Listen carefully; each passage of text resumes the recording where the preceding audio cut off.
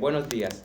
El día de hoy, mediante este video, les presentaremos el análisis de la sentencia de la Corte Interamericana de Derechos Humanos, específicamente el caso conocido como Campo de Algodoneros. El contexto de este caso es que es uno de los casos más emblemáticos en los cuales ha intervenido la Corte Interamericana de Derechos Humanos sobre la violencia de género y feminicidio. Ocurre en la ciudad de Juárez, México, en una región donde desde la década de 1990 se registraron cientos de desapariciones y asesinatos a mujeres, en su mayoría jóvenes y de bajos recursos. La sentencia del 16 de noviembre de 2009 representa un hito histórico porque fue la primera vez que la Corte responsabilizó al Estado por no prevenir, investigar ni sancionar adecuadamente crímenes de violencia contra las mujeres. Demostró que la omisión estatal también contribuye a las violaciones de derechos humanos y marcó un precedente histórico para toda América Latina. El problema jurídico central. La Corte debía determinar si el Estado mexicano violó sus obligaciones internacionales al no prevenir, investigar o sancionar los feminicidios ocurridos en la ciudad de Juárez. Esto implica analizar si México incumplió los derechos de la vida, las garantías judiciales y la igualdad de género, establecidos en la Convención Americana de Derechos y en la Convención de Belén do Pará, que protege a las mujeres frente a la violencia que se genera hacia ellas. El problema jurídico trasciende el caso individual, cuestiona la responsabilidad del Estado frente a la violencia estructural. La Corte no juzgó solo a los agresores materiales, sino que también a los crímenes que continúan la impunidad de estos mismos. Bueno, los principales hechos ocurrieron entre 1993 y 2003 en la ciudad Juárez. Se convirtió en símbolo del feminicidio sistemático. El caso se centró en tres víctimas: Laura Berenice Ramos Monarres, de 17 años, Claudia Ivette González, de 20 años, Esmeralda Herrera Monreal, de 15 años, pues sus cuerpos fueron hallados en un campo algodonero en 2001. Las investigaciones estatales estuvieron plagadas de irregularidades. No hubo búsqueda inmediata ni protección a las víctimas. Se alteraron escenas del crimen y pruebas forenses. Las autoridades discriminaron a las familias, insinuando que las jóvenes eran culpables. Se torturó a sospechosos para obtener confesiones. Esto lo que quiere decir es que estos hechos revelan una violencia institucionalizada donde el Estado no solo fue negligente, sino cómplice al reproducir estereotipos de género que minimizaron la gravedad de los crímenes. Argumentos de las partes. En primera instancia tenemos los argumentos de la familia y de la Comisión Interamericana. Estos argumentaron que México incumplió su deber de debida diligencia, es decir, su obligación de prevenir y sancionar la violencia contra las mujeres. Señalaron una discriminación estructural que afectó tanto la atención del caso como la dignidad de las víctimas y sus familias. Por otra parte, el Estado mexicano argumentó que él reconoció parcialmente su responsabilidad, alegando que había tomado medidas después de 2004, pero negó una política de discriminación sistemática. Sostuvo que la Corte no tenía competencia sobre todos los artículos de la Convención de Belén do Pará.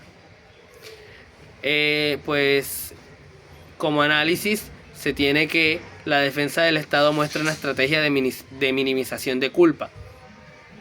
Esto se centra en justificar la respuesta tardía. En contraste, la parte demandante insistió en la responsabilidad estructural del Estado, lo que finalmente reconoce la Corte. La Corte Interamericana de Derechos Humanos determinó que México violó los artículos 4, 5, 7, 8, 19 y 25 de la Convención Americana en relación con el artículo 1, que habla sobre la obligación de respetar y garantizar los derechos. Además, declaró que el Estado violó la Convención de Belén do Pará al no adoptar medidas efectivas para prevenir la violencia de género.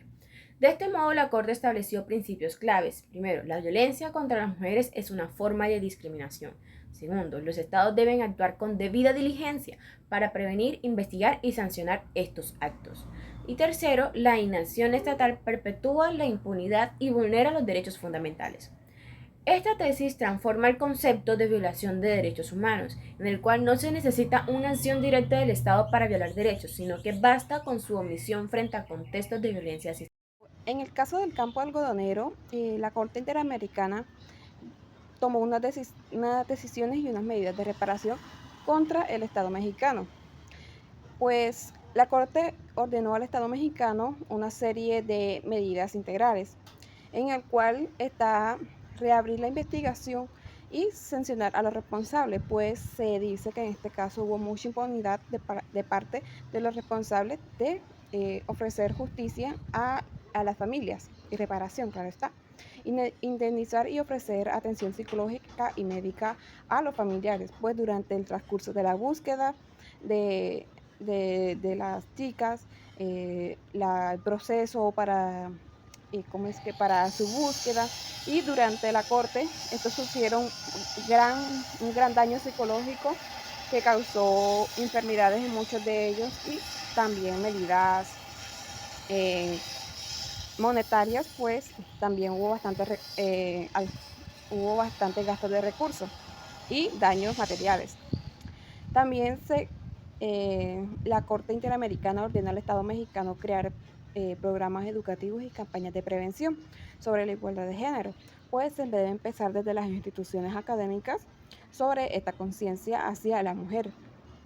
También ordenó construir un monumento conmemorativo para honrar a las víctimas, para recordar cuán desinteresado puede ser el Estado y las consecuencias de ese desinterés del Estado hacia la justicia por todos sus ciudadanos, no importa que sea hombre o mujer. Y la más importante es capacitar a los funcionarios judiciales y policiales en el enfoque de género, pues aún se tiene un estigma donde la mujer en ese momento, inclusive aún sigue ese estigma en el Estado de México, que la mujer nada más es un objeto. Y pues estas medidas buscan, más allá de una reparación económica, buscan ofrecer, transformar la cultura, la institución y todos los órdenes sociales, abordando la causa estructural de la violencia de género. Y este es un fallo que dio un hito en el Estado de México, pues busca reparar, prevenir y transformar.